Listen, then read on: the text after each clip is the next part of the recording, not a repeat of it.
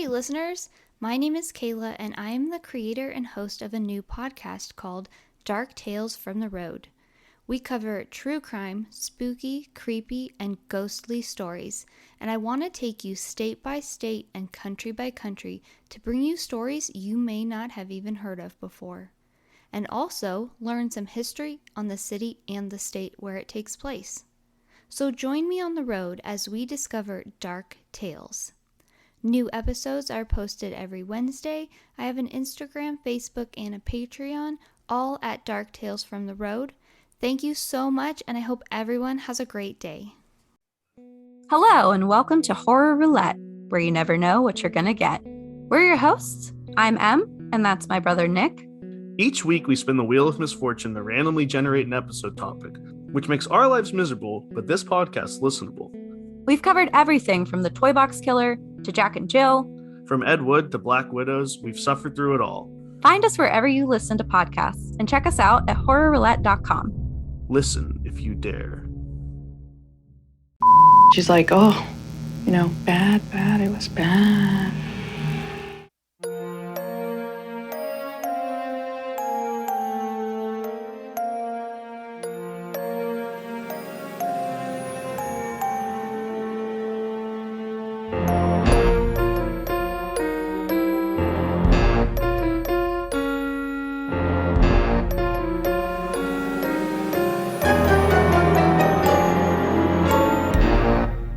Hello. Hi, Ghosty fam. Welcome to the Activity Continues podcast. If you're new here, we are friends, soul sisters, and all of the above who recap episodes of the TV show The Dead Files. We also talk about other creepy shit as well as, our lives. I mean, we're friends. We share some shit, we share stories. So I'm Megan. I'm Amy. Thanks for joining us. This week, Megan is recapping the Dead Files episode called The Devil's Bidding. It is season 3, episode 7, and it originally aired December 13th, 2013. And what made you pick this one? This is the one that one of our listeners, Kari, picked. Kari suggested. Right, Yes. right. Okay. It was good. I had a lot of feelings. I literally had my phone. The battery was dying, and I'm just text every thought that I had was coming into a text to Amy. Yeah. And she was just letting it go. I just let it go because I watched it too. I don't always rewatch the ones that Megan covers, but this one I did for some reason. And I just wanted her to get all that out and then I would comment what I thought. And then, we're going to talk about it anyway. So it was, there was good. Anger. Yeah. Yeah. We'll get there. It was a good one. It was a good one. It was a really good episode. I got my first genealogist. Yeah. Not a gynecologist. This was my first. I texted Megan when I was watching it. I'm like, you have a genealogist. And then I texted back a meme or a GIF. I think it was Michael from The Office. Uh-huh. It's happening. It's happening. Pretty exciting. It was a good time. So one thing we want to cover is that we discussed this a little bit last week. We are going to do a Patreon happy hour. Yes. In the month of April, which I believe this will be April. I think this one comes out April. This one comes out April 31st. So one day shy of April. March 31st. Yeah. So in April, we will be doing a patron happy hour. So you've probably would have already joined by now, by the time you hear this. But if you haven't, get over there, join our Patreon so that you can be invited to the happy hour. It's going to be a Zoom. So we're gonna do that, and I'm excited about that. And speaking of happy hour, I am going to make another drink from the Three Spirit catalog. Okay. This time I'm using the Livener, and this is the one that's supposed to wake you up a little bit, energizing, get your juices going. Yep.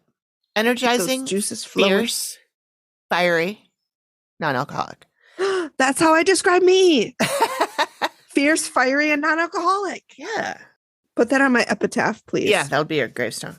I'm making the margarita, their version of a margarita. So I will have this recipe so you guys can download it. Again in Margaritaville. That's right. Look at how curly my hair is today. It is curly. What It's is really going cute. on? I know. This is called Megan didn't wash it. I saw this TikTok while you're making your drink. Yeah, go ahead. And this girl was like, let's see how long I can not wash my hair for. And when she got to like 3 weeks, I'm like, I'm out. I'm tapping out. I can't even go 3 days. No, I can't. I'm a grease bucket. Yeah. This is day 1. And I showered. Wait, when did I shower? Okay, so I was going to shower today because I was going to work out. And then I got to the gym and I forgot pants. And so I feel like you can't work out without pants. So I texted my friend. Not in public. And I swear, you guys, I forget every single time I go to work out, I've forgotten something. She even said, she's like, you forget something every time you go out. I'm like, I know. Before it was a sports bra, I've forgotten underwear before. So then I had to go the rest of the day without underwear. And I don't know if you're like me, but I feel like if I don't have underwear on, everybody knows. They just look at me and they're like, oh, look at her. She doesn't have any undies on. Like, it makes no sense. It like, it's not logical. I'm sure everybody, like, I'm sure I pass 3 people a day who don't have underwear on. I'm none the wiser. But when I don't wear underwear, they're going to know. They're going to know and they're going to judge. Well, so is it because you walk around going, you guys, I know I don't have underwear on. It's okay. I think that might have something to do with it. That could tip them off. Be like, do you see any lines in my pants? No, because I don't have underwear on. And they're like, Megan, this is a staff meeting. And I'm like, I'm sorry. I had to let you guys know. And that's why I'm not invited out to happy hour with my job. They're like, should we tell Megan? No, she's not wearing underwear today. How do you know? She doesn't have any undie lines. And she's telling everybody. And she's telling, more importantly, she sent out that email. Dear everybody. Today I don't have undies on because when I went to the gym, I forgot. Anyways, so then I brought my clothes down. So after we're done working out, after we're done recording, I'm going to go work out. Oh, okay. All right, I'm going to shake, so I'll shake, do it over here. Shake, senora. Ooh-ah, ooh-ah, ooh-ah. It's like ASMR. That's my workout for the day. Okay, that's good enough. All right. Oh, that's pretty. Okay, so this is the margarita. That looks really pretty. It has tahini around the outside. You know this stuff? I don't know I've seen it. I've never had it. It's a chili. It's a chili and lime seasoning. I've heard it's really good on watermelon. Yes, it is. That's why I bought it for watermelon. It is really good.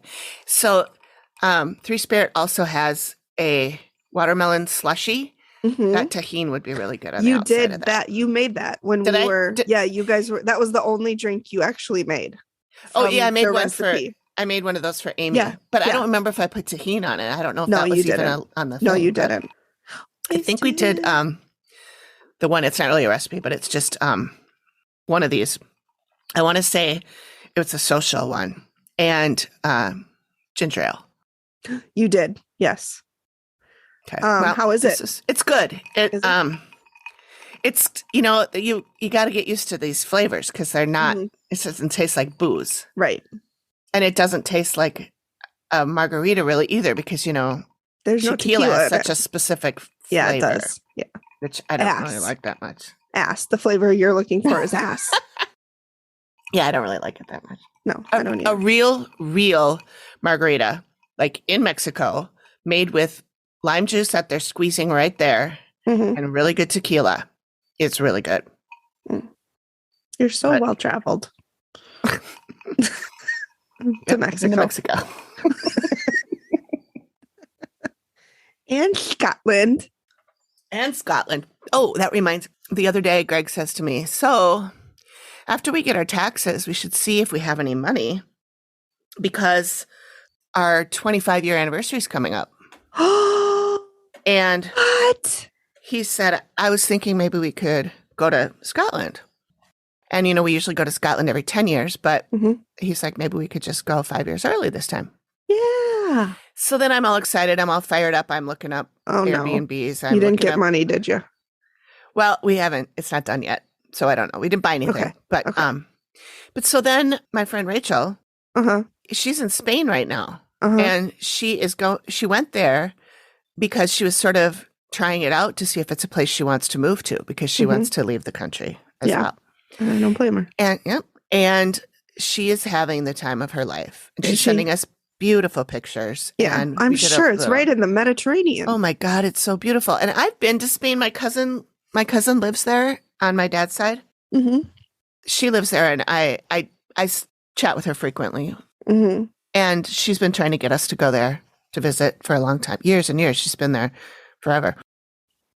And so I'm now thinking maybe we should hold off on Scotland And go to Spain. somewhere, maybe Spain, but somewhere that we could potentially move to. Yeah. If we had to.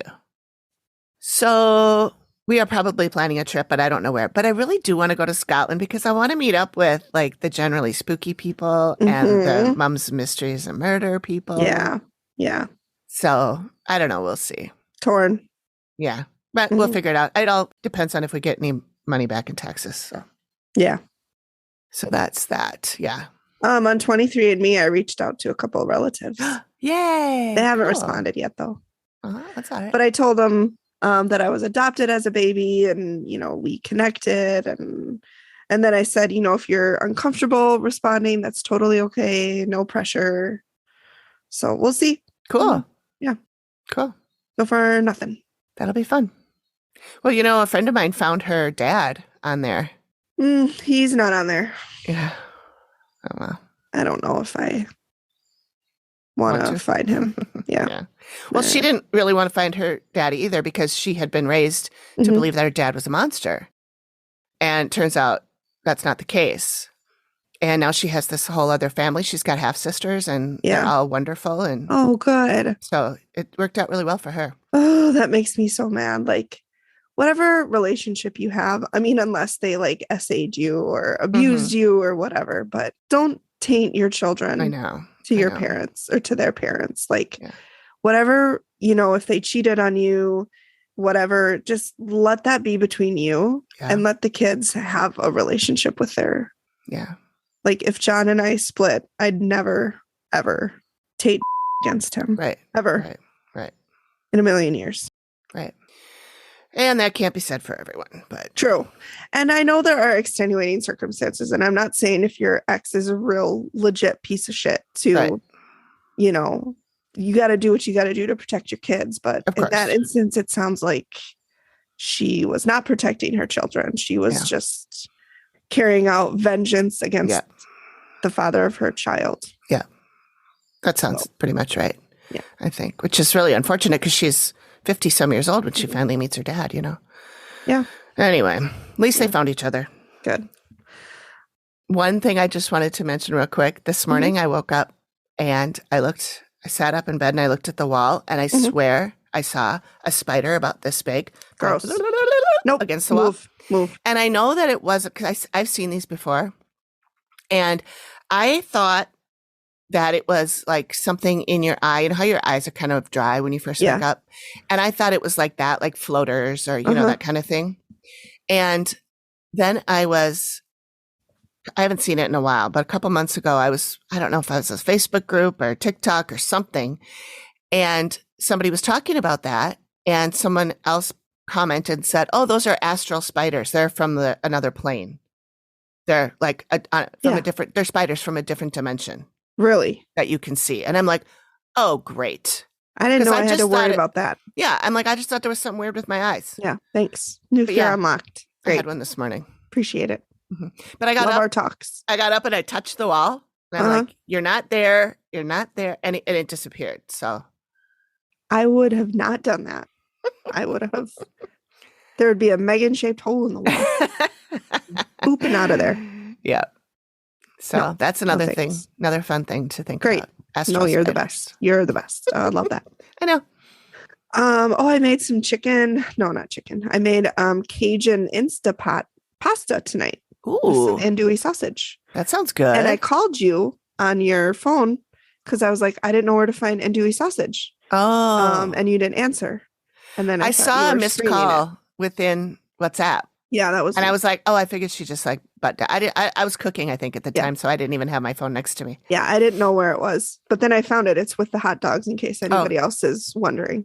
That's where I found it. Usually it is, yeah. And it is kind of like a hot dog more than sausage. It's not like grainy or coarse. And it doesn't come fine. in like a kielbasa like you would think in the big loop. It came like hot dog. So I just cut it up and popped it in the Instapot. Oh my God, it was so good. Oh, yum. We have to share the recipe. Oh, I will. Okay. Delicious. Okay. Yeah. Anything else? One other little not very important thing, but just something that I'll mention. It's all important. It's all extremely important. I decided that I was having too much trouble keeping track of our season 1, episode 10, season 3, episode 9, blah, blah, blah. And so they're just all numbered 1 through 1 million. Okay. However in many the we spreadsheet? get to. In the spreadsheet, I think I always did it that way in the spreadsheet, but just like when you're downloading our episodes, it's not going to say season 3, episode 11. It's going to say 59. Yeah, which is what this one is. This is number 59.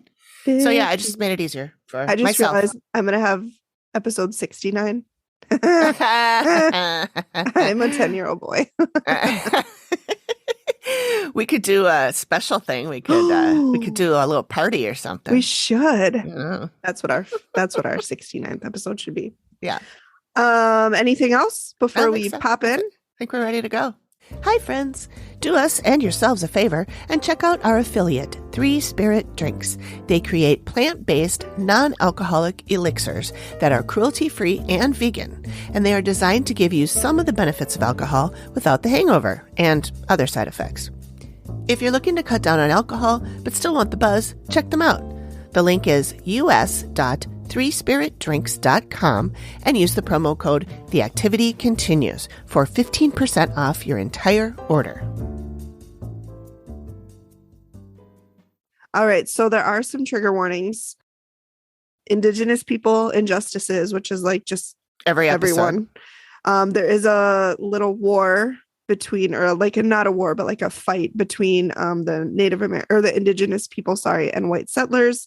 And then there is also quite a bit about sexual assault. Okay. So just note that. And if those are upsetting to you, then that's completely understandable. And you might want to not listen to this episode. Mm-hmm.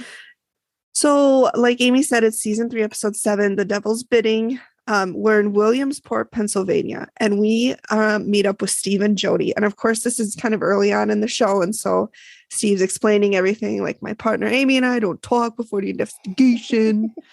And so we meet up with Steve and Jody. Oh, and one other thing, Steve asked why they don't leave. And Jody said, because her husband wants to stay and fight. And then we'll get to him. Oh, we have thoughts. Oh, we have thoughts. I just want to say I was right from the beginning. And so Jody says if they can't help, her marriage is doomed, to which I say no pressure, because I always if you guys can't help us out, we're doomed. We're divorcing. Okay, but no pressure.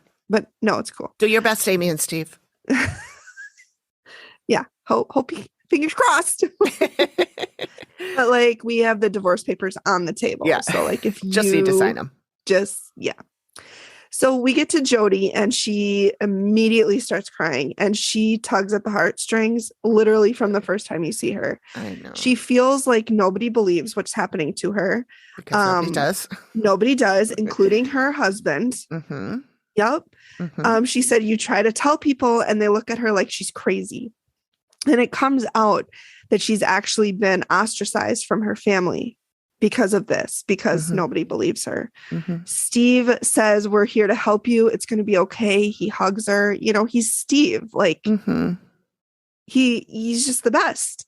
So it's just Jody and her husband there. They've lived there since 2004. And so Steve is like, well, you know, that's 9 years. Why are you calling us now? And she said, well, the attacks are getting more frequent. They're getting more aggressive. She's getting touched every single day. She hears things throughout the house. She sees shadows. And she said she feels like she's being followed everywhere. She said everywhere she goes, when she takes a shower, it feels like something has climbed in the shower with her. When she lays down in bed, it feels like something's in bed with her. She's never alone. She said she worries about what's going to happen to her. She said she feels like something has attached itself to her. Mm-hmm. So we go in the living room and Steve said, well, what's going on in here? And Jody said she saw an apparition walk past the doorway wearing blue jeans and boots. And Steve said, well, what kind of boots? Work boots, cowboy boots? And she said, no, they looked like work boots, not cowboy boots. She's also seen a dark shadow figure kind of out of the corner of her eye. Steve asks what she thinks that is. Now, let me ask you a question. What do you think is going on in this house? I feel like there's something here that wants me to die. Nice. So then we go into the basement, which is never a good place to be anywhere. It's unfinished as well. Jody saw an apparition of an indigenous man sitting in the basement. She said he looks like he was ready for war. So she said he had kind of like feathers in his hair. And, you know, she felt like he had some paint on his face. Mm-hmm. She also said she hears what sounds like hammers, boards being moved. She said it sounds like somebody's working on the house, but there's nobody there. And you can see that she is very uncomfortable to be down there. Like you can just see it in her mannerisms, her face, everything. And Steve is like, you know, you can tell you don't want to be down here. He's like, you just look really uneasy. And she goes, yeah, I don't want to be down here. He said, you've been down here long enough. Let's go upstairs. Just the best. Mm-hmm. So then we go up to the master bedroom and Steve is like, well, what's going on in here? And Jody says, as soon as she turns the lights off for bed, it gets worse. She said she's had stuff happen up here. And trigger warning, this is where we talk about some of the sexual assault. This is rough. This is really bad. You can tell she had a really, really hard time spitting this out. She said she feels like somebody's trying to wake her up in an arousal kind of way. She said she was attacked sexually before here by the spirit. Mm-hmm. And she was also sexually assaulted when she was 12 by a family member. Steve asked if she'd told anybody that she was attacked by the spirit. And she said she tried to tell her husband, but he didn't believe her. Mm-hmm. And he tells a very different story in front of the cameras. Mm-hmm. Yeah, he's just her number one supporter when the cameras are rolling. I don't like him, in case you guys didn't pick up on that. So, and from what I remember, I did a little bit of research on the side, and this attack, I believe, went on for about an hour and a half. Like, this was a long attack. Oh. It wasn't a quick. And she was fully clothed the entire time. Okay. So it's rough. And she said that when she was a young girl, she was SA'd, and she said, nobody's listening to me. Nobody's believing me. And Steve said, I'm here and I'm listening to everything you say. And he gives her a hug. I just want it to end. I just want to not be afraid in my own house anymore. And I don't blame her. That's the way it should be. You should not be afraid of your own house. No, your house is your sanctuary. Like, if you can't feel safe in your own house, where do you feel safe? Mm-hmm. You don't. Mm-mm. So now we get to my buddy Patrick, and they're in a garage. I can't stand him. I'm sorry. So Steve asks Patrick if he knows any of the history of the house, which he, tends to ask most everybody. Mm-hmm. Patrick says he knows there was lots of fighting with different indigenous tribes. And Steve asked if he believes her. And Patrick says, well, at first he didn't believe her, but now he can't not believe her, which I love a double negative. Steve's like, well, what do you mean? And Patrick says, well, they were in the living room talking and watching TV, and they decided to turn the TV off. He said when he turned the TV off, in the reflection of the screen, he saw a man sitting on the arm of her chair in the reflection of the TV. He asked, I know, I would shit my pants. He asked Jody if she saw, and she said, saw what? See what? He turned to face her, and when he looked back to the TV, it was gone. Mm-hmm. Patrick said that it looked like the apparition had a farmer's hat on, looked like it had a beard, and he looked angry. And I was like, probably because you're a dick. But that's just me.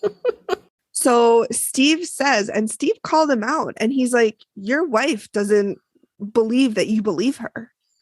Like, she feels like nobody believes her. And Patrick then talks about when she got essayed, he came home and she was white at a ghost.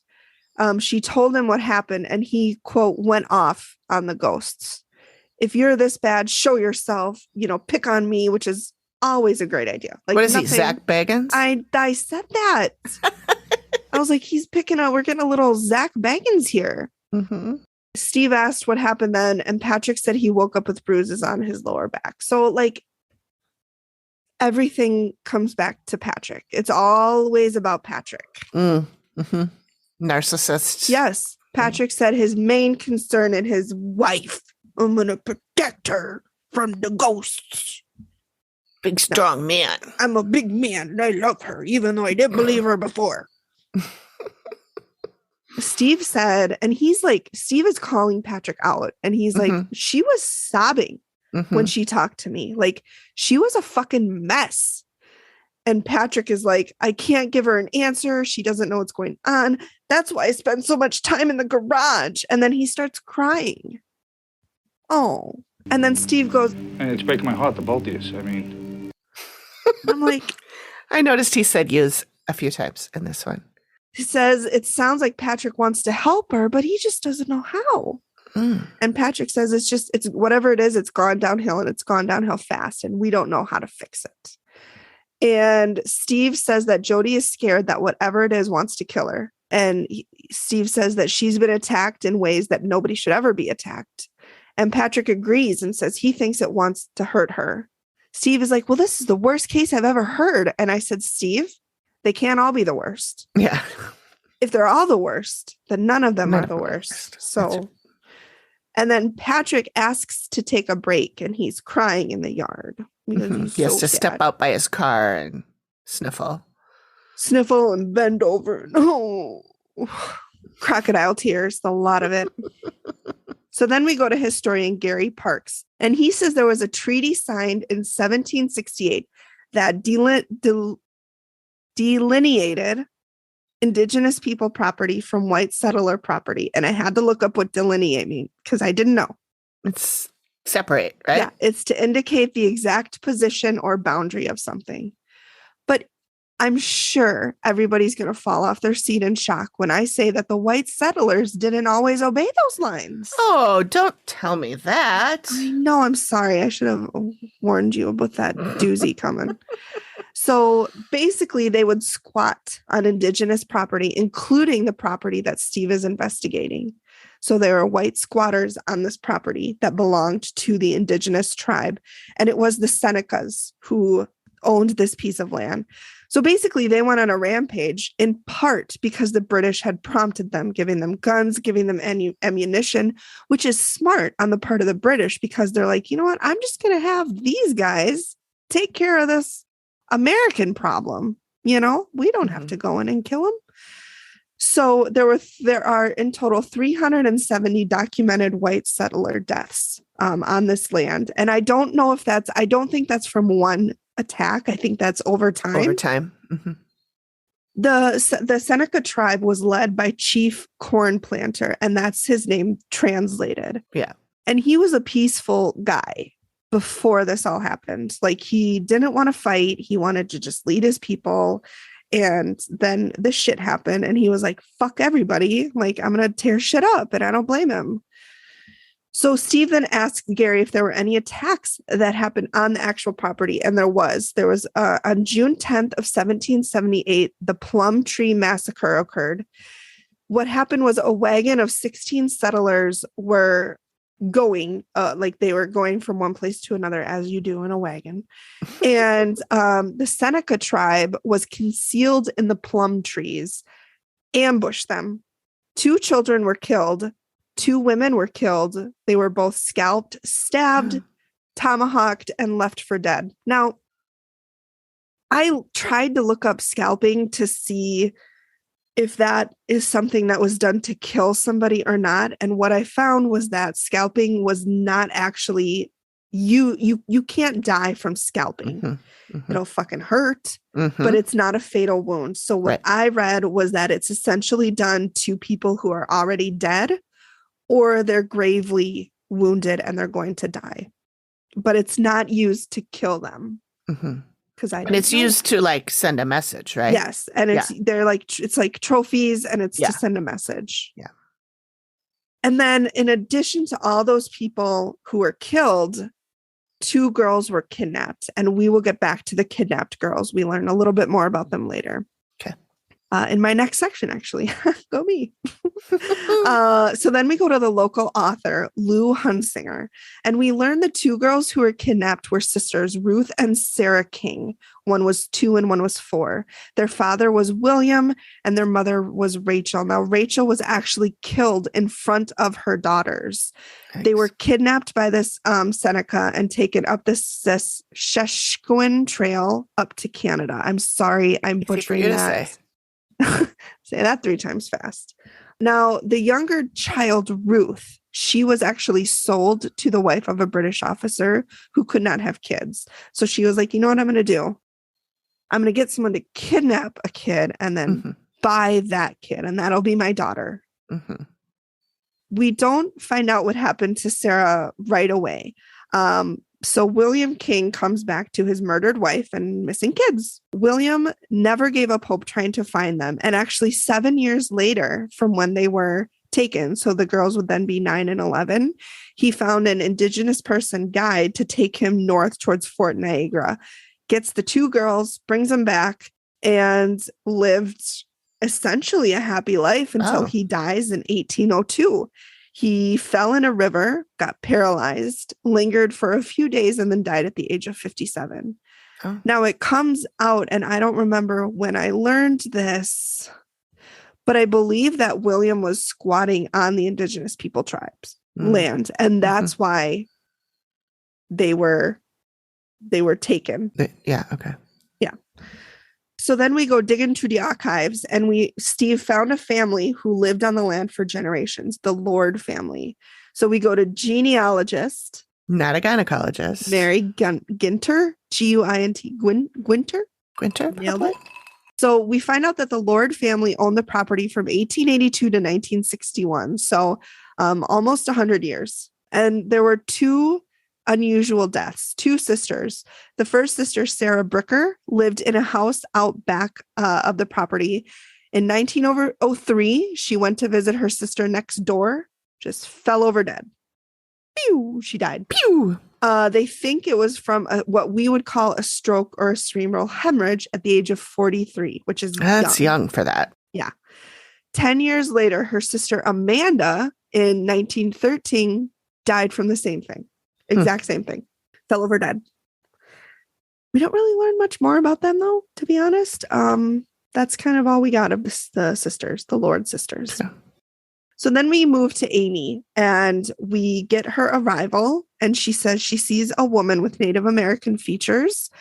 She has a lot of anger. And Amy says that the indigenous woman wants everyone to understand that she didn't betray them, but at the same time, they needed to learn a lesson, and they deserve it. The indigenous woman is attached to a living woman, about 40s. And Amy doesn't know what the indigenous woman wants from her, but she's with her a lot. She said she's in the kitchen together. They're showering together. She sees them in the room at night. She said she's not helping the living woman. And Matt kind of asks, what else she's seen. And Amy says what she's seeing is what the Catholic religion would depict as a devil. She said to her, it has long nails. And she goes, and it's evil and shit, which devils tend to be. Evil and shit. That's a good title. Yeah. It's saying it can take as many souls as it likes. It's taken souls before. Amy asks what it is, and it says it's the darkness. Matt asks if it can hurt people, and Amy says it can and it will. It's a liar and a manipulator.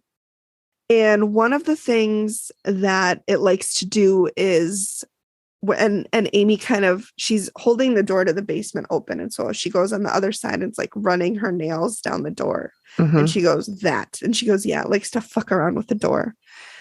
She says it was worshipped a long time ago, and she feels like the indigenous people would allow it inside of them to like possess them to do things because it was a way to keep the peace.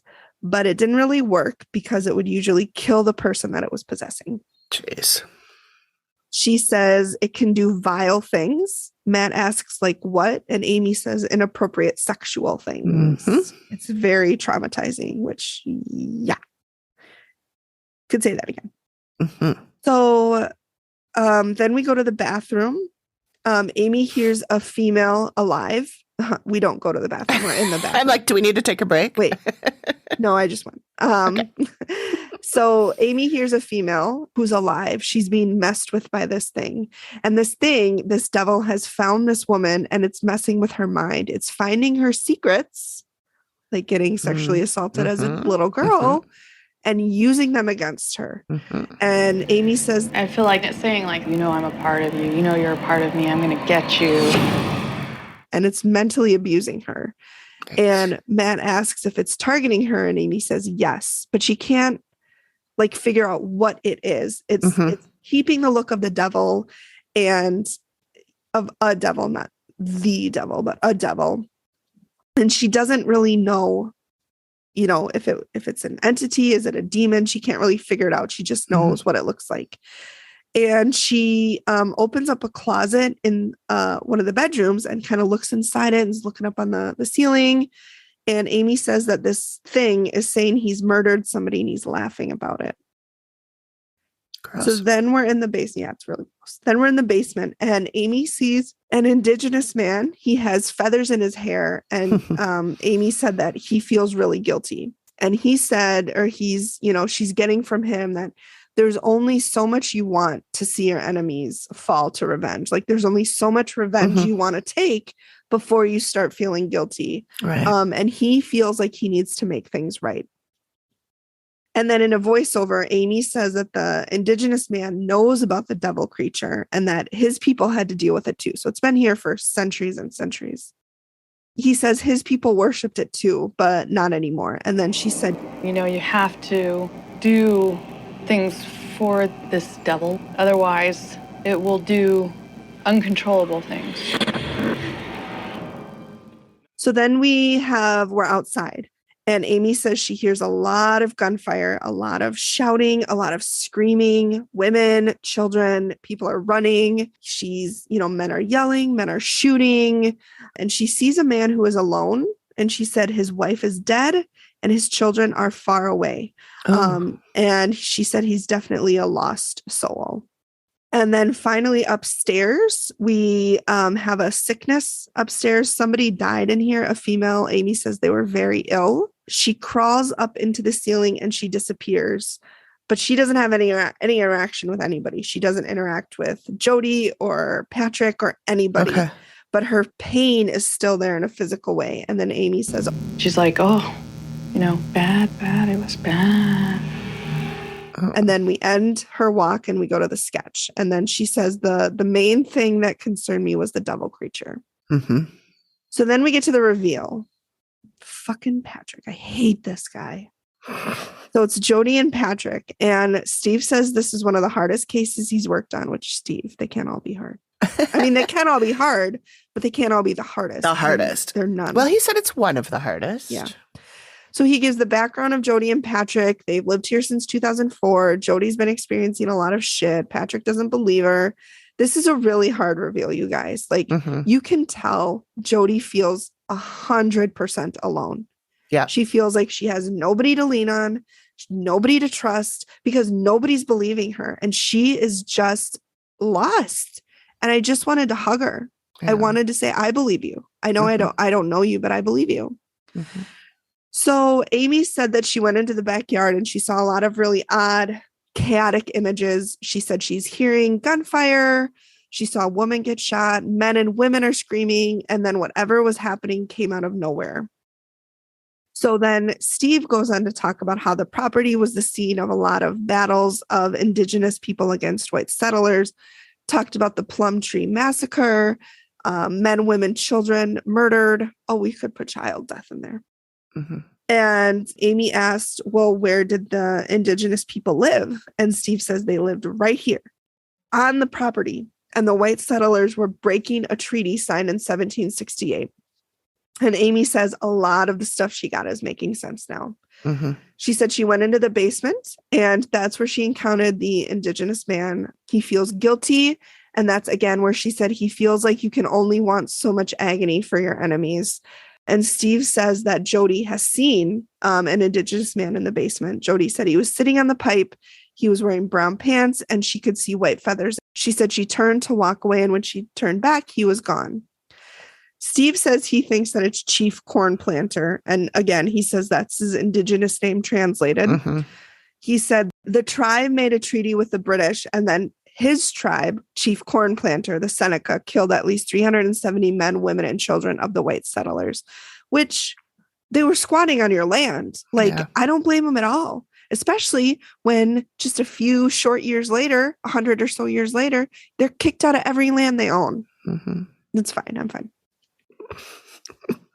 So then Amy says there's also another indigenous woman who has attached herself to Jody. And Amy says she's like literally holding your arm. Like she is attached to you. Amy says that she will go into the bath with Jody. Like she does everything with her. She won't leave her alone. And Jody says everywhere she goes, she feels like somebody else's energy is around her. She said when she goes to bed at night, somebody's there. She's never alone. And this is where it gets really heartbreaking, you guys, because Jody says she tried to tell her family what's going on in her house, and they all laughed at her and they ridiculed her. Mm-hmm. She doesn't go to family functions anymore because she knows what they say about her. Yeah. And that's when Steve says Jody doesn't think Patrick believes her. And Amy comes for Patrick too. And she said, you need to support your wife. This is your wife. This is your partner. Mm-hmm. And Patrick was talking about how people were calling her names. And Amy said, screw people who are calling her names. Mm-hmm. You're her partner. Mm-hmm. You're her rock. This is the person that you agreed to spend your life with. Mm-hmm. Fuck everybody else. And then Patrick says, well, I got to see things in order to believe it. To which I said, I wonder if he believes in God. I know. I thought of that too. And full disclosure, I believe in God, but you can't see God. So interesting, Patrick. Yeah. Jody starts sobbing, and she talks about how Patrick will go and leave her alone in the house to see the family, the family that doesn't believe her, that makes fun of her, that ridicules her. He goes and fucking spends time with them, leaving her alone in the house where she's been essayed. Yeah. Where she's having all of these horrible experiences. And he's like, I'm going to go chill with the family. Because he doesn't think it's happening. No, he doesn't believe her. He thinks she's making it up. That's where I have the issue with him. Yeah. Because the whole show, this prick has been like, when I came home and she told me what happened, I went after the ghosts. No, you fucking didn't. Yeah. You probably laughed at her along with her family. Yeah. So don't sit there and act all fucking supportive when the whole reason she's called them in is because she doesn't feel the support she needs from anybody, least of all from you. Right. And I know Greg's a skeptic, but I feel like if this happened to you, he would believe you. Yeah. And he would hope so. Yeah. Pat, I just had so much rage about this guy, and I'm fired up, you guys. I'm fired up. I'm fired up. Oh, it's okay. It's okay. So then Amy starts talking about the devil entity. She said the true self of it that it was showing Amy was very tall, completely black with shiny skin, long fingers, long nails, and horns. And the indigenous female told Amy that it had been there for a long time. Steve asks how they would see it.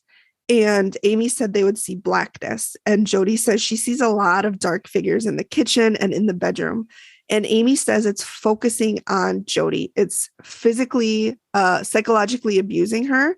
She said it would grab and lick her. And she said it's doing inappropriate sexual things to Jody. And Jody says she's been assaulted several times in the house. And Jody says it's hard to be intimate with her husband because of what's happened. We'll talk about it later because Amy found some information.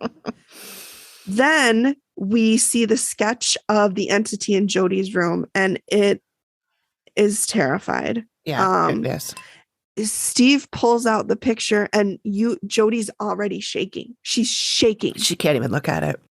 And she hasn't even seen it yet. And she's like, you can see like her hair, like she's petrified. Yeah.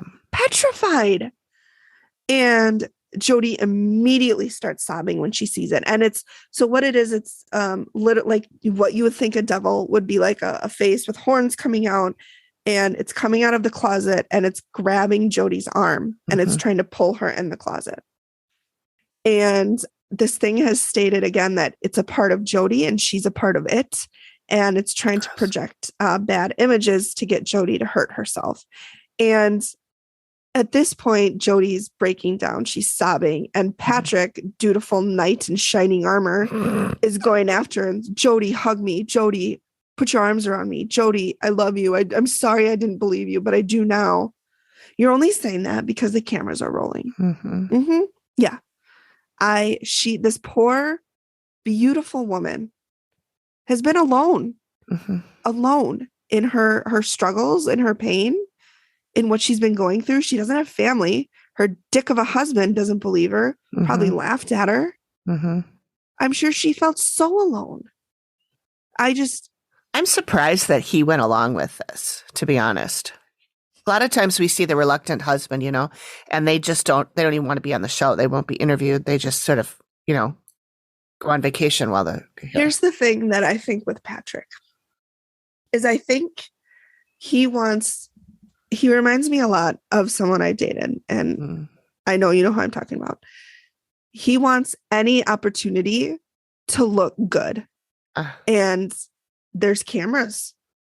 This is a national show. He's going to look good. He's going to look like the husband that loves his wife, supports his wife. That could be. Yep. That's what I think, at least. So can they stay there? What can they do? Amy said she did some research because she came into contact with the indigenous people, and, with the spirit, that entity, she wanted to kind of do research and see if there was anything in the indigenous people history to clarify what it could be. And she said that she found something that tribes refer to as clown or tricksters or heoke.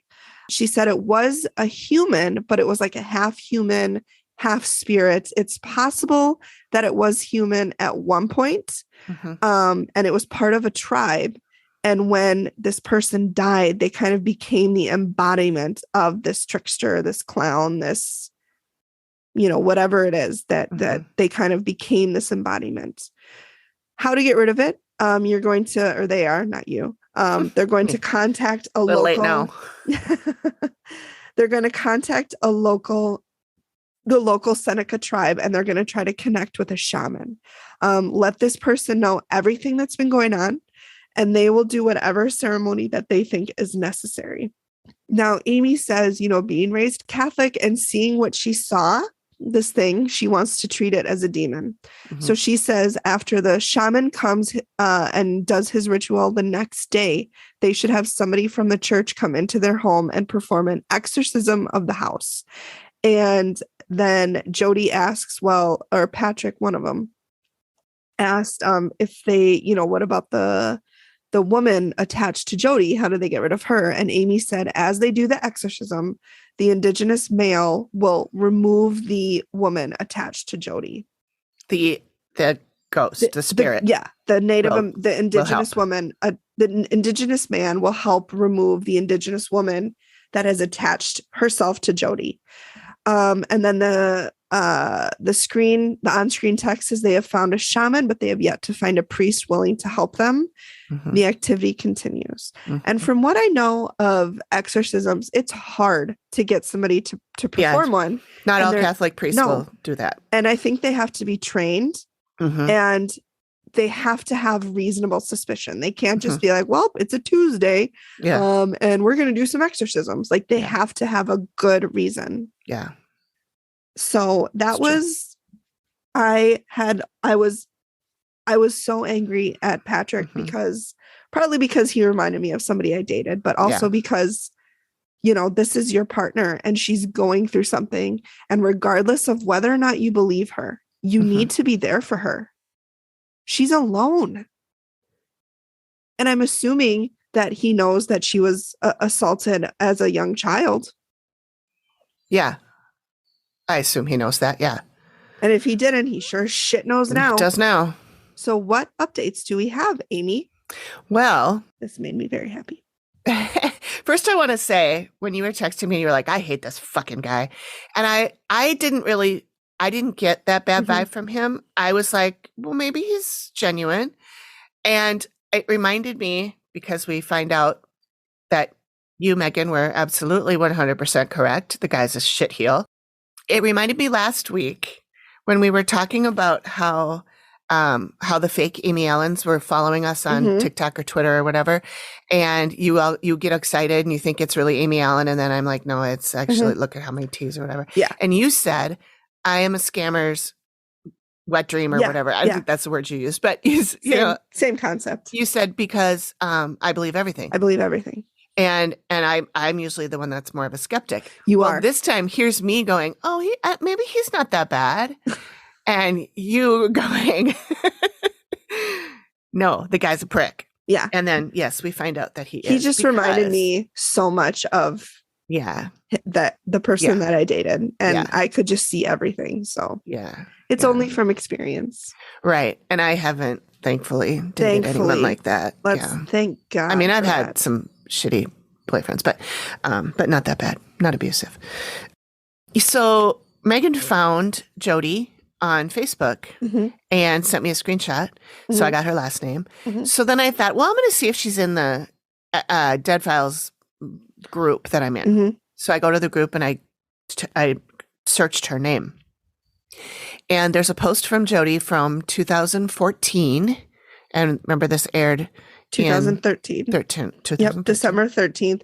But they left, they did the investigation in the summer. And because one of the articles I read said when they left in July. Oh, okay. So this is about a year after, not quite a year after. Almost, yeah.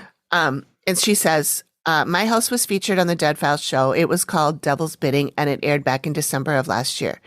Since the show aired, I have had the bad thing taken care of, and it is no longer there. The Indian chief is still there, though, but he will be moving on once our house sells, which is now up for sale. And then I saw there was a bunch of comments, so I read the comments, and a lot of people just saying, glad to hear that you're moving and blah, blah, blah. And then she commented back to somebody and says, it took me several months to take care of it. I brought in a shaman, but that didn't seem to work. And then a man came all the way from Michigan claiming he got rid of it by the time he left, but it was still there. So finally, I brought in Bill Bean, who is well known to my home. And after he went through my house, it was gone. They captured a picture of that thing, but nobody will show me. Not that I want to see it anyway. The sketch was bad enough. I have been told, though, that my husband is negative and that I need to get away from him. He's been called a reptile, in fact. I had no support at all from him through all the years I was going through this. Yep. He was off messing around on me with a foreign woman for a few years. Yep. We are divorcing and our house is up for sale and I am moving away. Good. To which I say, yay! I hope she's happy. I hope that she's living her best life. I hope that if she wants it, she's found somebody to support her. And if she doesn't, that she's happy on her own. You don't need somebody to be happy. Right. If that's what she wants, I hope she found it. I hope she's happy. I do too. That's all I have to say. I hope that she's surrounding herself with positivity. And I hope she's surrounding herself with people to believe her. That's all you want. We all deserve that. You feel crazy enough telling somebody, oh my God, I feel like my house is haunted. You feel crazy enough doing that. But to tell somebody that you've been assaulted by a ghost, and that's hard enough to say as it is. Yeah. And to have happened to you, I can't even imagine. I can't. And then to that, nobody believes you. Yeah. Your own husband. Who do you turn to then? Yeah. You have nobody. Especially when her family turned on her too. Right. Exactly. That's the kicker. Not only did her family go and turn on her, but her husband would go and hang out with them. Yeah. Leaving her alone in this house. I wonder if he's still connected to her family, or I wonder if that family was his family, and she just said our family, and if it was really. And maybe she thinks of it as her family if she doesn't have family of her own. Yeah. Either way. That's just to let you guys know that family doesn't always have to be your family. You can choose who's your family. That's right. Blood doesn't matter. That's right. Well, especially, you're adopted. Yeah. You didn't choose them necessarily. No. Maybe you did in a spiritual way, but yeah. But yeah, it's there's I have a lot of friends whose biological families are shits. They don't want to be a part of them. You don't have to be. Yeah. You don't have to pick your own. Yeah. Choose your own adventure. Yep. Make your own family. That's right. So I'm going to step off my soapbox now. Okay. And be done with it. It was a really good one. Carrie did It was a good episode. Yeah. Thanks to Carrie for recommending that one. So that's that. Thanks everybody for hanging around. We got our Alanism. Oh, I have to tell you what's going on next week first. Oh yeah, that's true too. So what can we expect next week? Next week, I am presenting the episode called Guardians of the Dead. It is season 5, episode 1. It originally aired April 25th, 2015, and it takes place in Jamaica. Not to be confused with Guardians of the Galaxy, which is not the same. Right. Not the same thing. It is time for an Alanism. It's time for an Alanism. It's an Alanism. Alanism, that is what it's time for. We're going to have so many theme songs for Alanism. We should honestly make a soundtrack. That's the word. Well, I did cut it from the one time when you sang it and then I sang back up. And I put that in before I pop it in as the, before we stay, whatever. Listen to the next episode. I love how you say, I sang back up. Yeah. Pick a number. All right. What is the number? Let's do 59 because that's the number. 59 of the episode. Oh, it is. Oh, that's a good way to do it, actually. Yeah. The quote is, and I don't know the circumstances behind this. I'm assuming they were out at breakfast. I don't like grits. They're just passive masses. That's a good one. And he's not wrong. No, I guess not. All right. Well, thanks, everybody. Thanks, everybody. Thanks for joining us. And we will see you next week. We'll see you next time. Bye. Bye.